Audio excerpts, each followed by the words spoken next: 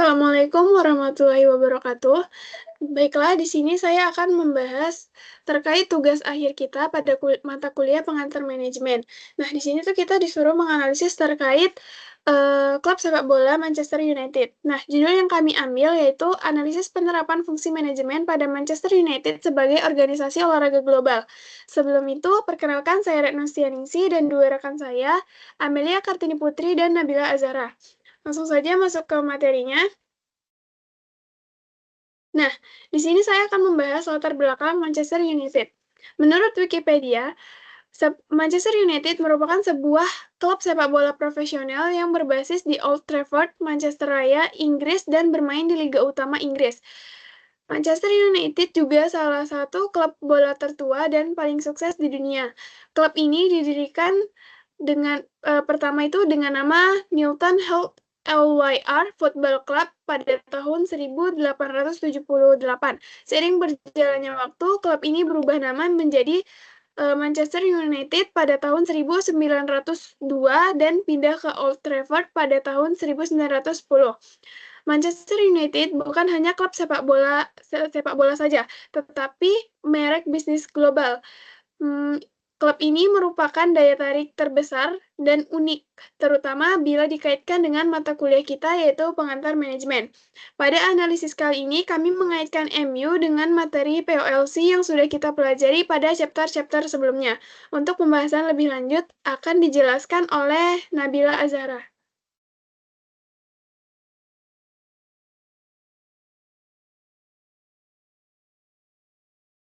Oke, di sini saya akan menjelaskan mengenai planning dan organizing. Yang pertama itu ada planning atau perencanaan. Jadi, pengertian planning adalah proses di mana menetapkan tujuan dan menentukan langkah-langkah terbaik untuk mencapainya.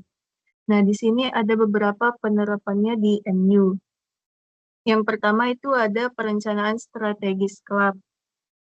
Jadi MU ini merumuskan visi jangka panjang menjadi klub yang paling sukses di dunia, baik secara olahraga maupun finansial. Kemudian mereka membangun brand global melalui tur internasional, media sosial, dan juga kerjasama komersial, seperti dengan Adidas dan lain-lainnya. Kemudian yang kedua itu ada perencanaan musiman. Nah, jadi target jangka pendek seperti lolos ke Liga Champions, kemudian memenangkan Premier League dan juga FA Cup dan kompetisi lainnya. Di sini penetapan target pertandingan, posisi klasemen, dan performa tim setiap musim. Kemudian yang ketiga ada perencanaan transfer dan squad. Jadi klub ini merencanakan pembelian dan penjualan pemain berdasarkan kebutuhan timnya dan anggaran yang tersedia. Jadi mereka mengidentifikasi posisi lemah yang perlu diperkuat. Misalnya kayak striker, back tengah, terus juga gelandang bertahan. Nah, yang keempat ada perencanaan keuangan dan komersial. Di sini MU itu menyusun anggaran operasional klub, terus meningkatkan pendapatan dari tiket, merchandise, dan hak siar. Kemudian yang terakhir itu ada perencanaan pengembangan akademi. MU merancang sistem pembinaan usia muda untuk menghasilkan pemain seperti Marcus Rashford. Kemudian next.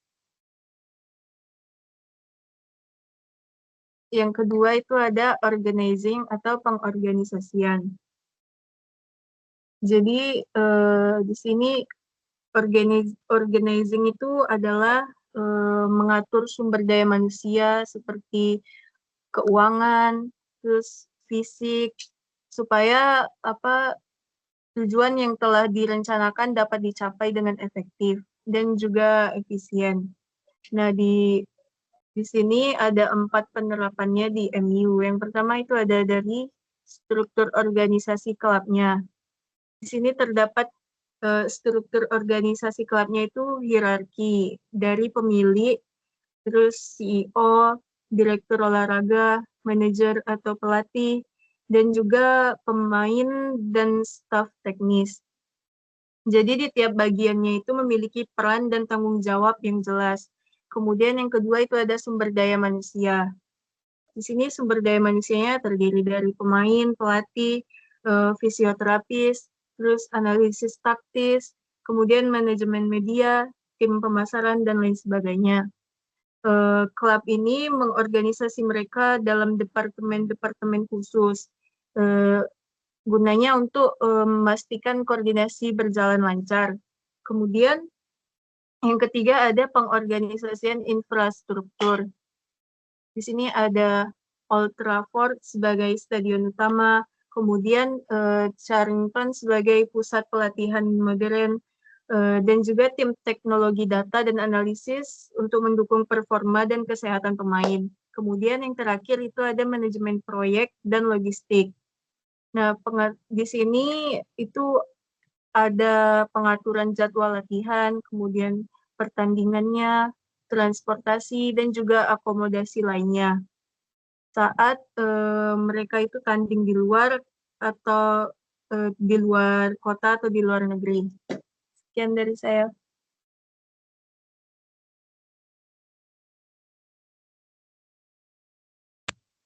Baiklah, selanjutnya kita masuk ke leading atau pengarahan, di mana pengarahan atau leading ini ialah bagaimana kita membimbing atau memotivasi anggota-anggota tersebut agar mereka bekerja lebih efektif untuk mencapai tujuan dari organisasi tersebut, gitu. Di mana di sini yang pertama gaya kepemimpinan Sir Alex Ferguson, di mana Alex Ferguson ini memiliki gaya kepemimpinan transformasi. Ferguson dikenal juga dengan pendekatannya yang membangun budaya yang kerja keras, disiplin tinggi, serta loyalitas. Di mana ia bukan hanya sekedar manajer, tetapi juga mentor dan figur yang memiliki otoritas yang sangat dihormati oleh seluruh pemain tersebut, gitu. Yang selanjutnya yaitu motivasi dan pengelolaan pemain. Di mana motivasi dan pengelolaan pemain ini, di mana pemain yang terkenal atau pemain bintang, mereka memiliki atau membutuhkan pendekatan motivasi secara khusus. Ferguson memahami betul kebutuhan individual pemain dan bagaimana mereka menerapkan motivasi tersebut. Di mana Ferguson menerapkan teori hierarki Maslow, di mana di sini dia memberikan penghargaan dan peluang untuk aktualisasi diri bagi pemain-pemain yang memiliki kinerja yang bagus gitu, mereka memenangkan pertandingan tersebut ataupun mencetak gol gitu. Nah, di situ mereka akan memberikan penghargaan atau peluang untuk pengembangan diri mereka. Selanjutnya ada juga teori Herzberg, di mana ini dia menjaga faktor kebersihan seperti gaji yang sesuai, dapat memberikan bonus ataupun memberikan kondisi kerja yang nyaman lah untuk para pemain tersebut gitu, sehingga para pemain tersebut bisa bekerja lebih efektif dan efisien gitu.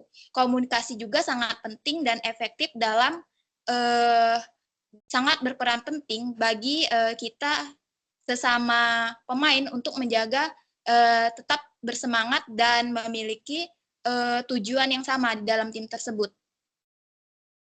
Selanjutnya perubahan gaya kepemimpinan pasca Ferguson, di mana setelah Ferguson pensiun, di sini MU mengalami masa ketidakstabilan dikarenakan setiap manajer membawa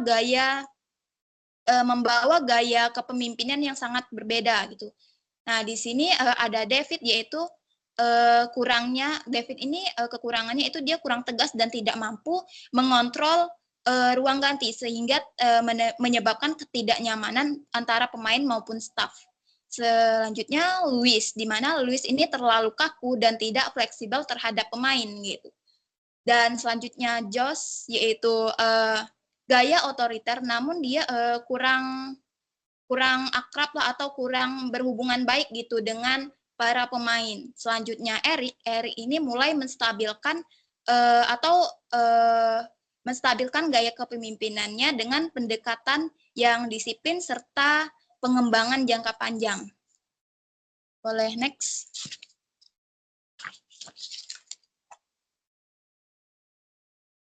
Selanjutnya itu controlling atau pengendalian, di mana di sini kita mengkontrol bagaimana sih berjalannya rencana tadi, apakah sesuai dengan yang kita rencanakan.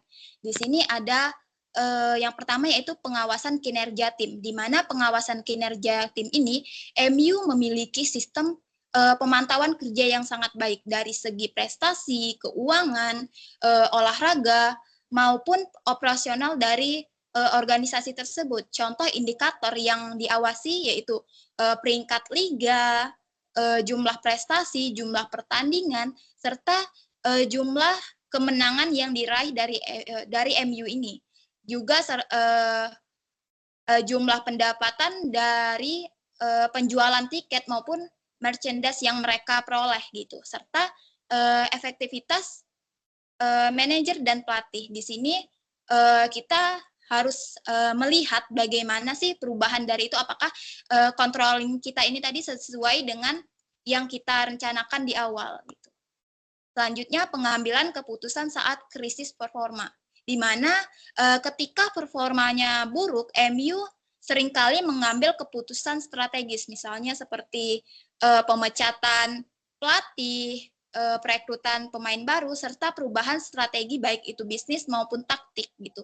Ketika mereka performanya jelek ataupun buruk, mereka harus bisa mengubah gitu strategi atau taktik yang mereka ambil tadi dengan taktik yang atau strategi yang lebih baru, sehingga akan memperkuat peluang untuk menang dan menstabilkan performa mereka.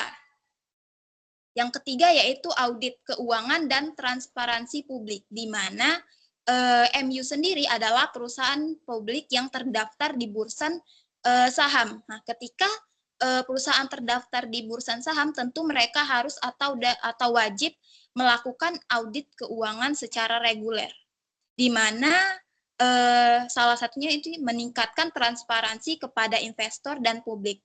Ketika kita menjalankan perusahaan secara transparansi, tentu kita bisa melihat bagaimana perkembangan dari perusahaan tersebut. Dari pihak investor, mereka mungkin akan tertarik dengan perusahaan kita karena mereka melihat data-data secara transparan tadi gitu, dan juga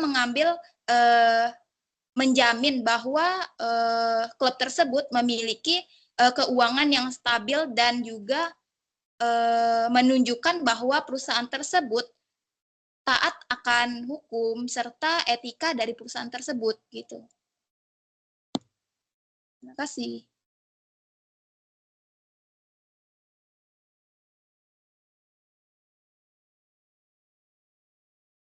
Nah, selanjutnya bisa kita tarik kesimpulan dari materi yang sudah disampaikan. Manchester United merupakan contoh nyata organisasi modern yang menerapkan fungsi manajemen POLC secara menyeluruh. Melalui perencanaan yang strategis dalam aspek olahraga dan bisnis, pengorganisasian sumber daya yang efisien, kepemimpinan yang visioner, serta pengendalian kinerja dan keuangan yang ketat, MU berhasil membangun identitas sebagai klub global. Penerapan keempat fungsi manajemen ini menjadi kunci dalam menjaga stabilitas, daya saing, dan keberlanjutan klub di tengah industri sepak bola yang sangat kompetitif. Sekian materi yang dapat kami sampaikan. Mohon maaf apabila ada kesalahan atau kekurangan dari penyampaian kami. Terima kasih. Assalamualaikum warahmatullahi wabarakatuh.